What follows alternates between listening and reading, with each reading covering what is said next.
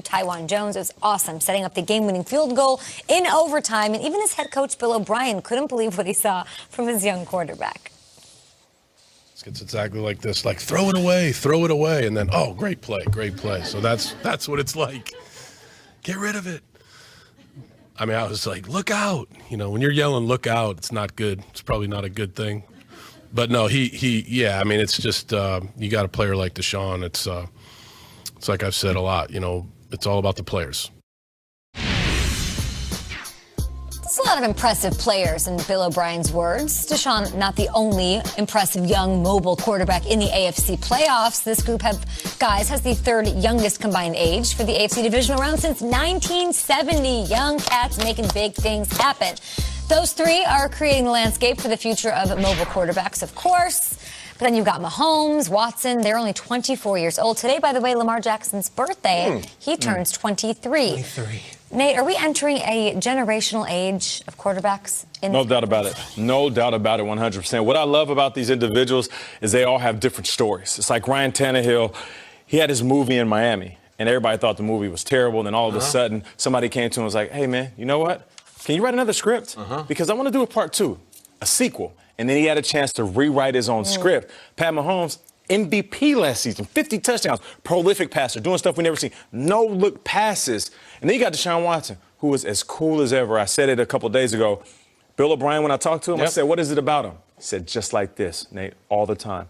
Up or down, he's just like this. And it calms everybody on the field. And then Lamar Jackson. What I love about Lamar, he will be our MVP this year. But last season, in the playoffs, they got rocked. And they got taught a lesson. And I feel like Lamar Jackson sat through that game for 4 quarters, like, why don't they let me throw the ball? So that ate him up inside. And all summer, he had to work on delivering the rock. So much so that first game, he proved that he can throw the ball. So I love that these guys are all motivated differently, but these guys are the next generation of quarterbacks. I hate to say it, but the torch is passed. They got next. It's also the face of the NFL is different. Look at this. This is African-American quarterbacks running the ball. This is different than just, hey, here is the standard face of what the NFL 100 quarterback looked like. Right. No, it's Russell Wilson. It's Patrick Mahomes. It's Lamar. It's Watson. And if you want to go the other side of it, we're finding them from small towns, too. Like, Josh Allen is from a town of 8,000 people. Firebaugh, California. Yeah. Carson Wentz comes from North Dakota. Like, this just shows that the NFL, anyone, anywhere can become an NFL quarterback. You don't have to go to the school. You don't have to train since the carriage or the crib. You can become your dream because there's enough opportunity and there's great enough scouting where we can make it happen.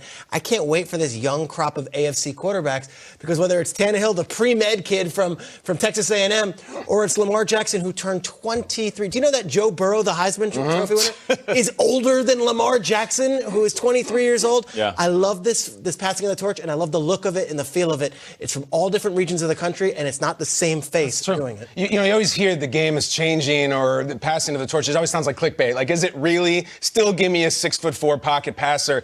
There's an incredible exhibit coming up from this weekend that'll show you how much it's changing and how much the young talent starting in college and the new offenses.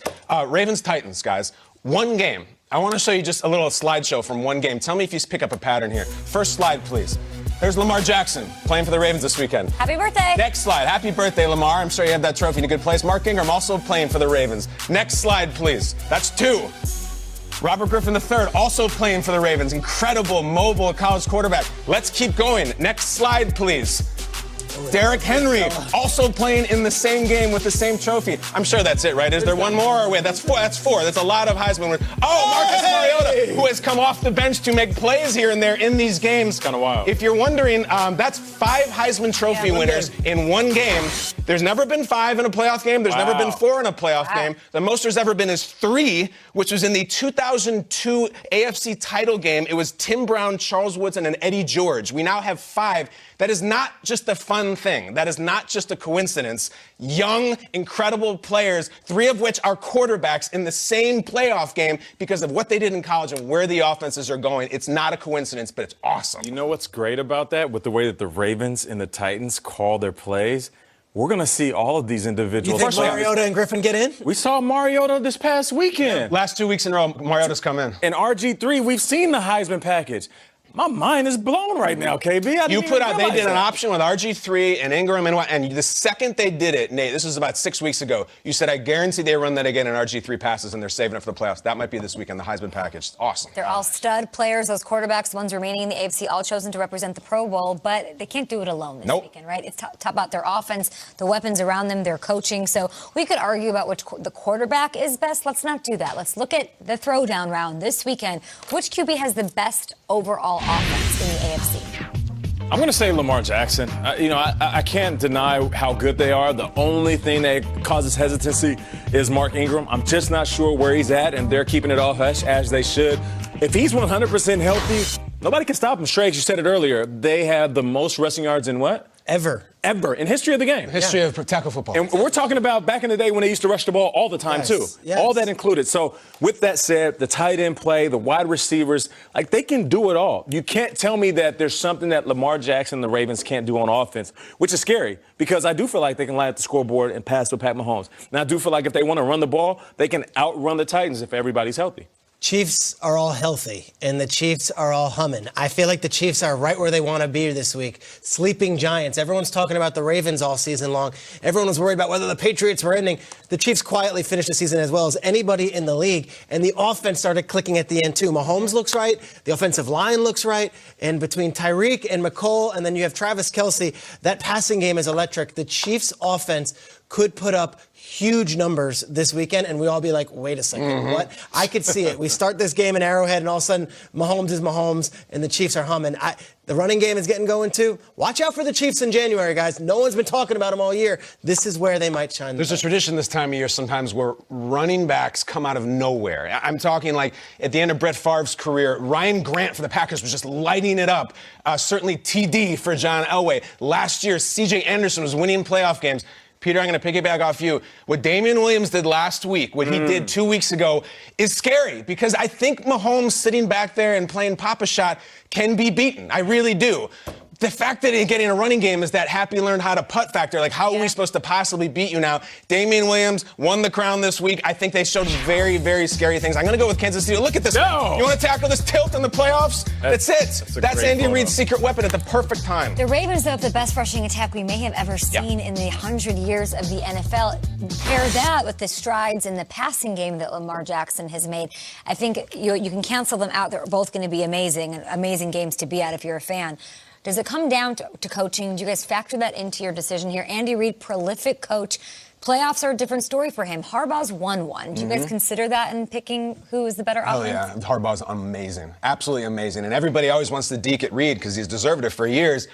He's never had a mother like this. And I mean, in Pat Mahomes. And he needed one more play last year and they would have beaten the Patriots. I think it's a different Reid because it's a different Mahomes. The last 2 weeks, the cards have fallen in the Chiefs' favor in an amazing way. They were supposed to be the 3 seed if the Dolphins don't beat the 100%. Patriots. And then last week, they're like, oh, New England's coming, where Belichick has just completely dominated Reid in playoff games. The Patriots go down, and now they got the Texans, a team that they probably don't have much history with. They're like, well, we could beat the Texans. It's worked really well in their favor. They're rested. I think Andy is this might be his year. Yeah, this does come down to coaching. I mean, the prime example is, I keep talking about it. Last year, the Ravens in the playoffs and Chargers come in, and they put like 9 DBs on the field. It was a weird playoff game. And they're basically like, you know what? We're going to put fast guys to stop your fast guy and dare you to throw it. And the Ravens would not throw it. No. Now it's a different Ravens team. Whoever can out-chess play the other one, that's who's going to win. I think once the Patriots went down, all of these teams left. All of them were like, it's my year. It's not more so than they already did. Like, they're done. We're going to be the team that takes the torch from them. So it all happens on Throwdown Weekend. New coach in Dallas, still some coaching vacancies, and we've got the divisional round upon us, or as Will Sella wants me to call it, the Throwdown Round. Will, welcome to the show. Absolutely. Thank you very much, Kay. Lots of coaching news to get to. Son of Bum is moving on, but not by his choice. The Rams electing not to bring back Wade Phillips as their defensive coordinator, as reported by NFL Network insider Ian Rappaport. Now, Phillips' contract expiring at the end of the season. And in a statement, head coach Sean McVay saying, quote, his wealth of experience, sound advice, and helpful demeanor has been invaluable to our coaches and players, and also has set an example for me as a head coach and a leader of men, end quote. Phillips tweeted out his thanks to the Rams for the past 3 seasons and added he still wants to coach and feels like he can contribute. Fellow defensive coordinator Jim Schwartz is in demand. According to NFL Network's Tom Pelissero, the Browns are requesting to interview the Eagles DC. If they are granted permission, this would be the 8th interview conducted by Cleveland. His last head coaching stint came in Detroit from 2009 to 2013. Now, Schwartz might be heading up a team trying to chase down this man, Alabama quarterback Tua Tagovailoa. Tua announcing he'll enter